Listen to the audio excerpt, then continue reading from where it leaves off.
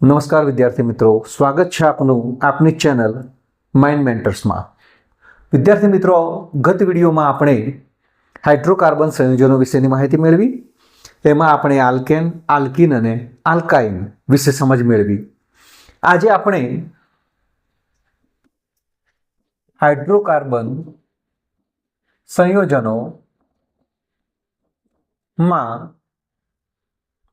Alkane, alkene અને alkyne ના જે ઘટકો છે એ તમામ ઘટકો કઈ રીતે બને છે, એમના નામકરણ કઈ રીતે આપવામાં આવે છે તેના વિશેની સમજ મેળવીએ। તો આલ્કેન, આલ્કીન અને આલ્કાઇન। તો મિત્રો આપણે આલ્કેન, આલ્કીન અને આલ્કાઇન વિશે વિગતવાર સમજીએ। મિત્રો, ધોરણ 11-12 વિજ્ઞાન પ્રવાહ માટે હાઇડ્રોકાર્બન સંયોજનો અને આ જે નામકરણ છે એ ખૂબ જ અગત્યનું છે મિત્રો। તો આને બરાબર યાદ રાખશો, ગોખતા નહીં, પરંતુ જે સૂત્રો મુજબ એમના નામ બને છે અને લાંબા ગાળા સુધી આ યાદ રાખવાના છે મિત્રો, એટલે એને સમજીને તૈયાર કરશો। તો આલ્કેનનું માં કયો પ્રત્યય લાગે છે મિત્રો? તો આપણે આગળ શીખી ગયા, આલ્કેનમાં એન પ્રત્યય લાગે છે। મિત્રો, તમને ખ્યાલ છે જે પાછળ લાગે છે એને પ્રત્યય કહે છે અને જે આગળના ભાગમાં લાગે છે એને પૂર્વક તરીકે ઓળખવામાં આવે છે। આલ્કીનમાં ઇન પ્રત્યય લાગે છે અને આલ્કાઇનમાં આઇન પ્રત્યય લાગે છે મિત્રો। તો આ બાબત ખાસ જરૂર છે કે આલ્કેનમાં એન, આલ્કીનમાં ઇન અને આલ્કાઇનમાં આઇન પ્રત્યય લાગે છે। ત્યારબાદ એમનું સામાન્ય સૂત્ર, તો આલ્કેનનું સામાન્ય સૂત્ર છે મિત્રો, હાઇડ્રોકાર્બન સંયોજનોના પ્રશ્નમાં આપણે આ શીખી ગયા છીએ। તો એનું સામાન્ય સૂત્ર તમને યાદ જ હશે કે CnH2n+2। આલ્કીનનું સામાન્ય સૂત્ર છે CnH2n અને આલ્કાઇનનું સામાન્ય સૂત્ર છે CnH2n-2। ત્યારબાદ આલ્કેનમાં બંધ જોઈએ આપણે, તો આલ્કેનમાં કાર્બન કાર્બન વચ્ચે એકલ બંધ છે, એટલે આલ્કેનમાં CC વચ્ચે એક બંધ છે। આલ્કીનમાં કાર્બન કાર્બન વચ્ચે દ્વિબંધ છે, એટલે કે બંને કાર્બન વચ્ચે બે બંધ છે, જ્યારે આલ્કાઇનમાં કાર્બન કાર્બન વચ્ચે ટ્રિપલ બોન્ડ છે, એટલે કે ત્રિબંધ છે। ત્યારબાદ મિત્રો એ કયા પ્રકારના ગુણધર્મો ધરાવે છે એ પણ આપણે જોઈએ। આલ્કેન છે, આપણે જોયું એમ, એ સંતૃપ્ત હાઇડ્રોકાર્બન છે, જ્યારે આલ્કીન અને આલ્કાઇન છે એ અસંતૃપ્ત હાઇડ્રોકાર્બન સંયોજનો છે અને આલ્કાઇન પણ અસંતૃપ્ત હાઇડ્રોકાર્બન સંયોજનો છે। ટૂંકમાં કાર્બન કાર્બન વચ્ચે જે એકલ બંધ છે એ બધા જ કાર્બનિક સંયોજનો એ સંતૃપ્ત હાઇડ્રોકાર્બન છે, જ્યારે આલ્કીન અને આલ્કાઇનમાં જેમાં કાર્બન કાર્બન વચ્ચે દ્વિબંધ અથવા તો કાર્બન કાર્બન વચ્ચે ત્રિબંધ છે એ બધા અસંતૃપ્ત હાઇડ્રોકાર્બન સંયોજનો છે। મિત્રો, આ બાબતની ખાસ કાળજી રાખવાની છે, તમારે ખૂબ જ ધ્યાન રાખવાનું છે મિત્રો। ત્યારબાદ આના જે ઘટકો છે આલ્કેન, આલ્કીન અને આલ્કાઇન, તો એનો પ્રથમ ઘટક, આલ્કેનનો પ્રથમ ઘટક છે મિથેન, જ્યારે આલ્કીન અને આલ્કાઇનના જે પ્રથમ ઘટક છે એમાં આલ્કીનનો પ્રથમ ઘટક છે ઇથીન અને આલ્કાઇનનો પ્રથમ ઘટક છે ઇથાઇન। તો મિત્રો, તમને પ્રશ્ન થતો હશે કે આલ્કેનમાં પ્રથમ ઘટક મિથેન છે, તો આલ્કીન અને આલ્કાઇનમાં મિથીન કે મિથાઇન એ પ્રથમ ઘટક કેમ નથી? તો મિત્રો, આલ્કીન અને આલ્કાઇનમાં દ્વિબંધ અને ત્રિબંધ હોવાથી એમાં બે કાર્બન હોવા જરૂરી છે। અહીંયા મિથેનમાં માત્ર એક જ કાર્બન છે, જ્યારે ઇથીન અને ઇથાઇનમાં બે કાર્બન છે અને અહીં બે કાર્બન વચ્ચે દ્વિબંધ છે અને અહીં બે કાર્બન વચ્ચે ત્રિબંધ છે। એટલા માટે આલ્કીનનો પ્રથમ ઘટક ઇથીન અને આલ્કાઇનનો પ્રથમ ઘટક ઇથાઇન બને છે, તેનું ખાસ ધ્યાન રાખશો। જ્યારે આલ્કેનમાં એક જ કાર્બન હોય તો પણ એની જે સંયોજકતા છે એ પૂર્ણ થાય છે મિત્રો। હવે આલ્કેનની અંદર જે મિથેન છે તો એનું સૂત્ર, એનું નામ કઈ રીતે બને છે, તો સૂત્ર મુજબ એનું નામકરણ કઈ રીતે બને છે એ આપણે જોઈએ, અને ત્યારબાદ અણુસૂત્ર અને બંધારણીય સૂત્ર એના કઈ રીતે બને છે એ પણ શીખીએ આપણે. તો મિથેન છે તો એનું અણુસૂત્ર અને ત્યારબાદ આપણે એનું બંધારણીય સૂત્ર જોઈશું. એનું બંધારણીય સૂત્ર જોઈએ આપણે. તો મિથેનમાં પ્રથમ ઘટક મિથેન છે, એનો બીજો ઘટક ઇથેન છે, ત્યારબાદ પ્રોપેન, બ્યુટેન, ચોથો ઘટક બ્યુટેન છે, પાંચમો ઘટક પેન્ટેન, છઠ્ઠો ઘટક હેક્સેન, સાતમો ઘટક હેપ્ટેન, આઠમો ઘટક ઓક્ટેન, નવમો ઘટક નોનેન અને 10મો ઘટક ડીકેન છે. તો મિત્રો આ જે ઘટકો છે બધા એ આલ્કેનના ઘટકો છે. એટલે આલ્કેનમાં methane, ethane, propane, butane, pentane, hexane, heptane, octane, nonane અને ડીકેન આ પ્રકારના એના ઘટકો બને છે. મિત્રો અહીં તમે જુઓ છો કે પાછળ એન પ્રત્યે લાગે છે, એટલા માટે મિથેન, ઇથેન, પ્રોપેન, બ્યુટેન. અને પાંચમો જે પેન્ટેન બને છે એટલે કે પેન્ટા એટલે 5, તમને ખબર છે અગાઉના વિડીયોમાં આપણે જોયું છે. હેક્ઝા એટલે 6 એટલે કે હેક્ઝા ઉપરથી હેક્સેન, હેપ્ટા એટલે 7, હેપ્ટા પરથી હેપ્ટેન, ઓક્ટા એટલે 8. મિત્રો તમને ખબર છે ઓક્ટોપસને 8 પગ છે એટલા માટે ઓક્ટા પરથી ઓક્ટોપસ નામ આપવામાં આવ્યું છે એટલે કે ઓક્ટેન. નેના એટલે 9, એના ઉપરથી નોનેન, અને ડેકા એટલે 10 તો એના પરથી ડીકેન. તો આ પ્રમાણે આલ્કેનમાં જે ઘટકો છે આ રીતે એનું નામકરણ થયેલું છે. મિત્રો ત્યારબાદ એના અણુસૂત્ર જોઈએ આપણે. તો મિથેનનું અણુસૂત્ર CH4 છે. અને ત્યારબાદ આપણે એના બંધારણીય સૂત્ર જોઈએ. તો મિત્રો મિથેનનું બંધારણીય સૂત્ર, તો બંધારણીય સૂત્ર માટે કાર્બન અને તેની આજુબાજુ સિંગલ 4 બંધ વડે હાઇડ્રોજન જોડાયેલો છે એટલે કે એનું બંધારણીય સૂત્ર CH4 આ રીતે બને છે. એમાં 4 એકલ બંધ છે. ઇથેનમાં 2 કાર્બન છે અને એનું સામાન્ય સૂત્ર પરથી તમને ખબર છે કે એમાં હાઇડ્રોજનની સંખ્યા કેટલી હશે મિત્રો, તો જેટલા કાર્બન છે એના ડબલ પ્લસ 2 મુજબ એમાં હાઇડ્રોજનની સંખ્યા હોય છે. એટલે કે કાર્બન 2 છે તો હાઇડ્રોજન એના ડબલ, 2 દુ 4, 4 ને 2 6 એટલે કે હાઇડ્રોજનની સંખ્યા મિત્રો 6 છે. પ્રોપેનમાં 3 કાર્બન છે તો હાઇડ્રોજનની સંખ્યા 3 દુ 6 ને 2 8. હવે મિત્રો તમને આવડી ગયું હશે. તો બ્યુટેનમાં C4H10, પેન્ટેનમાં C5H12, હેક્સેનમાં C6H14, હેપ્ટેનમાં C7H16, ઓક્ટેનમાં C8H18, નોનેનમાં C9H20 અને ડીકેનમાં C10. તો હાઇડ્રોજન એના ડબલ પ્લસ 2 એટલે કે H22 બને છે. તો મિત્રો કેટલું સરળ છે, આવડી ગયું ને બધાને. તો આ આલ્કેનના ઘટકો છે અને આ એમના અણુસૂત્રો છે. ત્યારબાદ આપણે ઇથેન ઘટક જોઈએ આપણે. તો ઇથેનમાં મિત્રો 2 કાર્બન છે, તો અહીંયા લખું છું 2 કાર્બન અને 6 હાઇડ્રોજન.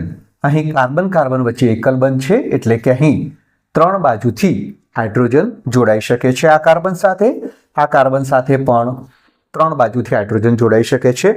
તો એનું બંધારણીય સૂત્ર બને છે આ મુજબ CH3. તો આ ઇથેનનું બંધારણીય સૂત્ર છે. મિત્રો પ્રોપેનમાં અહીંયા નીચે લખું છું, પ્રોપેનમાં મિત્રો 3 કાર્બન છે. તો 3 કાર્બન સાથે આ કાર્બન છે એક જ બંધથી જોડાયેલો છે, એની સંયોજકતા 4 હોય છે એટલે કે બાકીના 3 હાઇડ્રોજન અહીંયા જોડાઈ શકે છે. આ કાર્બન છે એ બંને બાજુથી એક બંધથી જોડાયેલો છે એટલે એ માત્ર બાકી 2 જ બંધથી જોડાઈ શકે છે એટલે કે અહીં 2 હાઇડ્રોજનથી જોડાઈ શકે છે.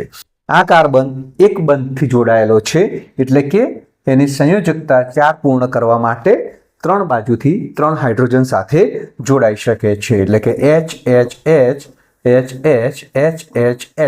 એટલે પ્રોપેનના સૂત્રમાં 3 કાર્બન છે તો એની સાથે 8 હાઇડ્રોજન આ રીતે જોડાયેલા હોય છે મિત્રો. બ્યુટેન, તો બ્યુટેનનું બંધારણ સૂત્ર લખવું છે મિત્રો. તો બ્યુટેનમાં 4 કાર્બન છે મિત્રો. તો 4 કાર્બન છે તો અહીંયા હાઇડ્રોજન કઈ રીતે ગોઠવાશે મિત્રો? હવે લગભગ તમને આવડી ગયું છે. તો અહીં આ કાર્બન છે એની સાથે 3 હાઇડ્રોજન જોડાઈ શકે છે કારણ કે અહીંયા એક જ બંધ છે.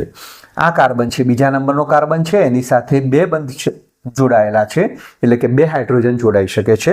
આ કાર્બન છે એની આજુબાજુ પણ એક બંધ એટલે કે 2 બંધ હોવાથી એ 2 હાઇડ્રોજન સાથે જોડાઈ શકે. જ્યારે આ કાર્બન એક જ બંધથી જોડાયેલો છે એટલે કે અહીંયા 3 હાઇડ્રોજન જોડાઈ શકે છે. તો મિત્રો આ રીતે Hની હાઇડ્રોજનની ગોઠવણી કરવામાં આવે તો 4 કાર્બન સાથે આપણે 10 હાઇડ્રોજનને ગોઠવી શકીએ છીએ. તો પેન્ટેન C5H12 બ્યુટેન C4H10 તો 4 કાર્બન સાથે આ રીતે 10 હાઇડ્રોજન ગોઠવાયેલા હોય છે.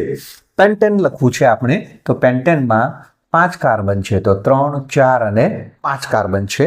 તો અહીં પહેલા અને છેલ્લા કાર્બન સાથે 3 હાઇડ્રોજન જોડાય છે અને વચ્ચેના જે કાર્બનો છે એ આજુબાજુથી એક બંધથી જોડાયેલા છે એટલે માત્ર 2 જ હાઇડ્રોજન સાથે જોડાઈ શકે છે. તો મિત્રો હવે તમને કાર્બન અને હાઇડ્રોજનની ગોઠવણી કઈ રીતે થાય છે એ તમને આવડી ગયું હશે મિત્રો. તો આ રીતે 5 કાર્બન સાથે 12 હાઇડ્રોજન આ રીતે ગોઠવાયેલા છે. તો લગભગ તમને આના વિશે ખ્યાલ આવી ગયો હશે મિત્રો. તો આલ્કેનમાં એના ઘટકો છે, એના અણુસૂત્રો છે અને એના બંધારણ સૂત્રો કઈ રીતે બને છે એ તમે જોયું. ત્યારબાદ આપણે આલ્કીન અને આલ્કાઇનની અંદર એના ઘટકો, એના અણુસૂત્રો અને એના બંધારણ સૂત્રો કઈ રીતે બને છે એ પણ આપણે વિગતવાર જોઈએ. મિત્રો આલ્કેન સંયોજનની અંદર એનું અણુસૂત્ર અને બંધારણ સૂત્ર કઈ રીતે બને છે એ આપણે જોયું. ત્યારબાદ આપણે આલ્કીન અને આલ્કાઇન સંયોજનોમાં એના અણુસૂત્રો અને બંધારણ સૂત્રો કઈ રીતે બને છે તે વિગતવાર માહિતી મેળવીએ. તો આલ્કીન સંયોજનો માટેનું સામાન્ય સૂત્ર છે CnH2n. હવે CnH2n એટલે કે કાર્બનના જેટલા પરમાણુ હોય છે એના બમણા હાઇડ્રોજનની સંખ્યા હોવી જરૂરી છે. તો એનો પ્રથમ ઘટક આપણે જોયો ઇથીન. તો ઇથીનમાં મિત્રો 2 કાર્બન છે. 2 કાર્બન છે તો હાઇડ્રોજન એના બમણા એટલે C2H4 બને છે. હવે C2H4 બને છે તો એનું બંધારણીય સૂત્રમાં મિત્રો તમને ખબર છે કે કાર્બન અને હાઇડ્રોજનને અલગ અલગ આપણે દર્શાવીએ છીએ, અલગ અલગ બંધથી દર્શાવીએ છીએ તો એનું બંધારણીય સૂત્ર બને છે. તો અહીં 2 કાર્બનના પરમાણુઓ છે અને એમની વચ્ચે દ્વિબંધ છે C ડબલ બોન્ડ C. અહીંયા હાઇડ્રોજન 4 છે. કાર્બનની ચતુસંયોજકતા એટલે કે 4 સંયોજકતામાંથી અહીંયા દ્વિબંધ છે એટલે આ કાર્બન પાસે હજુ પણ 2 બંધ બનાવી શકે છે અને આ કાર્બન પણ હજુ 2 બંધ બનાવી શકે છે જેની સાથે હાઇડ્રોજન જોડાયેલા હોય છે. તો આ રીતે મિત્રો ઇથિનનું બંધારણીય સૂત્ર બન્યું છે. ત્યારબાદ પ્રોપીન. તો પ્રોપીનમાં 3 કાર્બન છે એટલે કે C2H6 એનું અણુસૂત્ર બને છે. 3 કાર્બન છે તો એની ગોઠવણી આપણે આ રીતે કરીએ. 3 કાર્બન એમાં કોઈ પણ 2 કાર્બન વચ્ચે આપણે દ્વિબંધ મિત્રો અહીંયા પણ મૂકી શકો છો કે દ્વિબંધ અહીંયા પણ મૂકી શકીએ છીએ. હવે એની સાથે કેટલા હાઇડ્રોજન ગોઠવાશે તે જોઈએ મિત્રો. હવે આ કાર્બન સાથે ઓલરેડી 2 બંધ છે એટલે અહીં 2 હાઇડ્રોજનના પરમાણુ જોડાઈ શકે છે એટલે કે અહીંયા કાર્બનની ચતુસંયોજકતા પૂર્ણ થાય છે. આ કાર્બન સાથે 2 અને 1 3 છે એટલે માત્ર એક જ હાઇડ્રોજન અહીંયા જોડાઈ શકે છે. આ કાર્બન સાથે 1 બંધ છે એટલે કે અહીંયા 3 બાજુથી એક હાઇડ્રોજન નો પરમાણુ જોડાઈ શકે છે. તો આ રીતે મિત્રો પ્રોપીનની અંદર એનું બંધારણીય સૂત્ર બને છે. અહીંયા 3 કાર્બન છે તો હાઇડ્રોજન મિત્રો 1 2 3 4 5 અને 6 તો 6 હાઇડ્રોજન આ રીતે જોડાઈ શકે છે. તો ચાલો શીખીએ મિત્રો બ્યુટીન. તો બ્યુટીનનું અણુસૂત્ર મિત્રો તમને ખબર છે C4 એના બમણા હાઇડ્રોજન એટલે કે C4H8. મિત્રો ખાસ એનું સામાન્ય સૂત્ર તમારે યાદ રાખવાનું છે. C4H8 બ્યુટીનનું અણુસૂત્ર છે. તો એમાં 4 કાર્બન આ રીતે ગોઠવાયેલા છે અને 4 કાર્બનમાં અહીંયા આપણે દ્વિબંધ બતાવીએ 2 કાર્બન વચ્ચે. યસ. હવે આપણે કઈ રીતે હાઇડ્રોજન એની સાથે જોડાય છે તે પણ જોઈ લઈએ. તો આ કાર્બન સાથે એક જ બંધ છે એટલે અહીંયા આપણે ત્રણેય બાજુથી હાઇડ્રોજન જોડી શકીએ છીએ. આ કાર્બન સાથે 2 અને 1 3 છે એટલે મિત્રો કેટલા હાઇડ્રોજન જોડાશે હવે લગભગ તમને ખ્યાલ આવી ગયો છે. માત્ર એક જ હાઇડ્રોજન જોડાય છે. આ કાર્બન સાથે પણ 2 અને 1 3 બંધ છે એટલા માટે મિત્રો અહીંયા એક જ હાઇડ્રોજન જોડાઈ શકે છે. આ કાર્બન સાથે એક બંધ છે એટલે કે ત્રણેય બાજુથી એક હાઇડ્રોજન જોડાઈ શકે છે. તો મિત્રો 4 કાર્બન છે તો કેટલા હાઇડ્રોજન જોડાય? 1 2 3 4 5 6 7 અને 8. આ રીતે તમારે ગણી લેવાના મિત્રો, તો સહેજ પણ ભૂલ થાય નહીં. આગળ જોઈએ આપણે પેન્ટીન. તો પેન્ટીનમાં મિત્રો તમને ખબર છે પેન્ટા એટલે 5. તો અહીંયા 5 કાર્બન છે તો 5 કાર્બન છે તો હાઇડ્રોજનની સંખ્યા એના કરતા બમણી એટલે કે C5H10. તો એમાં કઈ રીતે જોડાય છે? 3 4 અને 5 કાર્બન છે. તમે કોઈ પણ જગ્યાએ દ્વિબંધ બતાવી શકો છો અથવા એકથી વધારે પણ દ્વિબંધ બતાવી શકો છો. તો અહીંયા બીજા અને ત્રીજા કાર્બન વચ્ચે આપણે દ્વિબંધ મૂકીએ છીએ. અહીંયા આપણે હાઇડ્રોજન 10 હાઇડ્રોજનને ગોઠવવા છે તો 3 હાઇડ્રોજન મિત્રો અહીંયા ગોઠવાશે કારણ કે અહીંયા કાર્બન સાથે એક જ બંધ બનેલો હતો. હવે અહીંયા બીજા કાર્બન સાથે 2 અને 1 3 બંધ બનેલા છે એટલે માત્ર અહીંયા એક જ હાઇડ્રોજન જોડાઈ શકશે. આ કાર્બન સાથે પણ 2 અને 1 3 બનેલા છે એટલા માટે પણ અહીંયા એક જ હાઇડ્રોજન જોડાઈ શકે. આ કાર્બન સાથે બંને બાજુથી બંધ બનેલા છે એટલે કે આની સાથે બીજા 2 હાઇડ્રોજન જોડાઈ શકશે અને આ કાર્બન સાથે એક જ બંધ છે એટલે કે ત્રણેય બાજુથી હાઇડ્રોજન જોડાઈ શકશે. તો મિત્રો C5H10 તો 10 હાઇડ્રોજન થાય છે કે નહીં? તો ચાલો ગણી લઈએ. 1 2 3 4 5 6 7 8 9 અને 10. તો મારા ખ્યાલથી મિત્રો તમને આલ્કિન સંયોજનો કઈ રીતે બને છે એ પણ તમને ખ્યાલ આવી ગયો હશે. એના ઘટકો પણ તમને આવડી ગયા હશે. એનું અણુસૂત્ર અને બંધારણીય સૂત્ર વચ્ચેનો પણ ખ્યાલ આવી ગયો હશે. એ જ રીતે હેક્ઝીન હોય તો 6 કાર્બન, હેપ્ટીન હોય તો 7 કાર્બન, ઓક્ટીન હોય તો 8 કાર્બન, નોનિન હોય તો 9 કાર્બન અને ડિકેન હોય તો 10 કાર્બન. આ રીતે એના અણુસૂત્રો અને બંધારણીય સૂત્ર મિત્રો બનાવી શકાય છે. આગળ જોઈએ મિત્રો આપણે આલ્કાઇન. તો આલ્કાઇનના અણુસૂત્રો અને બંધારણીય સૂત્રો વિશેની માહિતી મેળવીએ. તો આલ્કાઇનનું સામાન્ય સૂત્ર મિત્રો તમને યાદ જ છે CnH2n-2. આપણે જ્યારે હાઇડ્રોકાર્બન સંયોજનો શીખ્યા તો એમાં આલ્કેન, આલ્કીન અને આલ્કાઇનના સામાન્ય સૂત્રો વિશે વાત કરેલી છે. તો મિત્રો અહીંયા તમે જુઓ છો કે CnH2n-2 એટલે જેટલા કાર્બન પરમાણુની સંખ્યા છે એના બમણા હાઇડ્રોજન અને એમાંથી 2 હાઇડ્રોજન બાદ કરીએ ત્યારે આલ્કાઇનના અણુસૂત્રો બનતા હોય છે. તો આલ્કાઇનનો પ્રથમ ઘટક છે ઇથાઇન. હવે ઇથાઇન છે મિત્રો તો તમને ખબર છે ઇથાઇનમાં કેટલા કાર્બન છે? તો ઇથાઇનમાં 2 કાર્બન છે. તો 2 કાર્બન છે એટલે C2.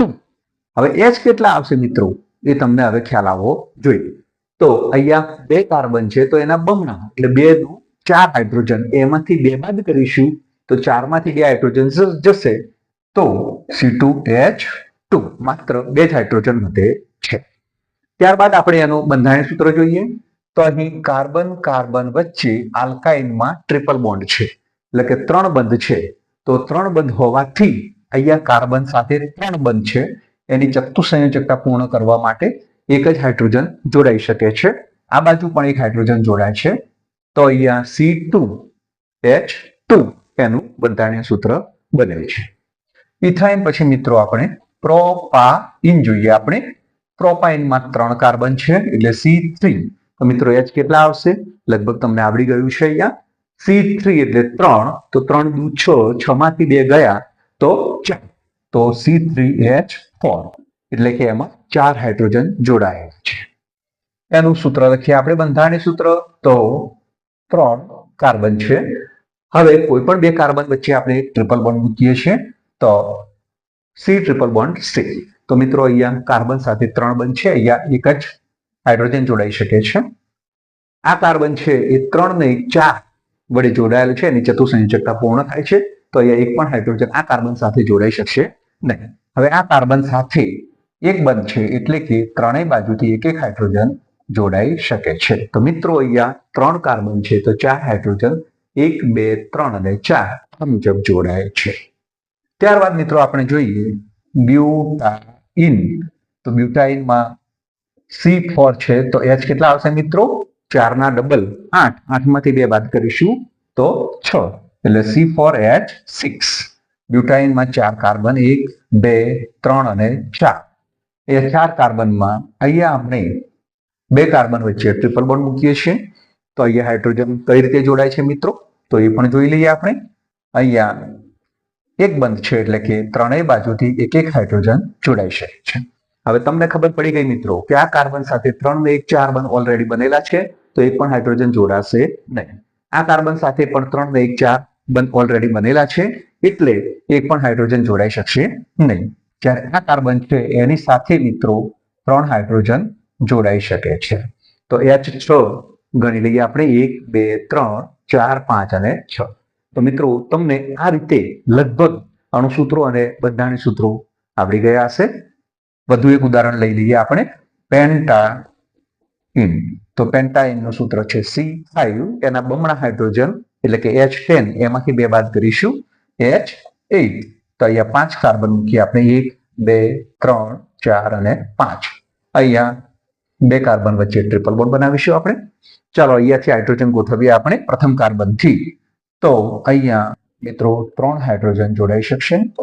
આ કાર્બન 3 ને 1 4 બંધ પૂર્ણ થયેલ છે એટલે જોડાશે નહીં. આ કાર્બન સાથે પણ 3 ને 1 4 બંધ છે એટલે અહીંયા પણ હાઇડ્રોજન જોડાઈ શકશે નહીં. જ્યારે આ કાર્બન સાથે બંને બાજુથી એક એક બંધ બનેલા છે એટલે કે એક હાઇડ્રોજન ઉપર અને એક હાઇડ્રોજન નીચે, એટલે કે 2 હાઇડ્રોજન જોડાઈ શકશે.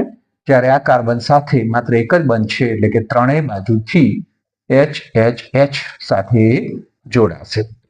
તો અહીંયા C5 તો H થયા કે નહીં તો જોઈ લઈએ આપણે. 1 2 3 4 5 6 7 અને 8. તો આ રીતે પેન્ટાઇનનું બંધારણીય સૂત્ર બને છે. એ જ રીતે હેક્સાઇન, હેપ્ટાઇન, ઓક્ટાઇનના બંધારણીય સૂત્ર અને એના અણુસૂત્રો આ મુજબ બનાવી શકાય છે. તો મિત્રો મારા ખ્યાલથી લગભગ તમને આલ્કેન, આલ્કીન અને આલ્કાઇન ના અણુસૂત્રો અને બંધારણીય સૂત્રો ઓલરેડી આવડી ચૂક્યા હશે મિત્રો. આલ્કેનમાં N પ્રત્યય લાગે છે, આલ્કીનમાં ઇન પ્રત્યય લાગે છે અને આલ્કાઇનમાં આયન પ્રત્યય લાગે છે, અને એ મુજબ એના અણુસૂત્રો અને બંધારણીય સૂત્રો બને છે. તો મિત્રો સહેજ પણ ગોખ્યા વગર સમજીને આ જે કાર્બન અને તેના સંયોજનો છે એ ચેપ્ટર તમારે તૈયાર કરવાનું છે, કે જેથી ભવિષ્યમાં એટલે કે 11-12 વિજ્ઞાન પ્રવાહમાં તમને આ ચેપ્ટરોમાં કોઈ પણ પ્રકારની તકલીફ પડે નહીં. તો મિત્રો લગભગ તમને ચેપ્ટર ના આ પ્રશ્નોના જવાબો આવડી ગયા હશે. Thank you for watching.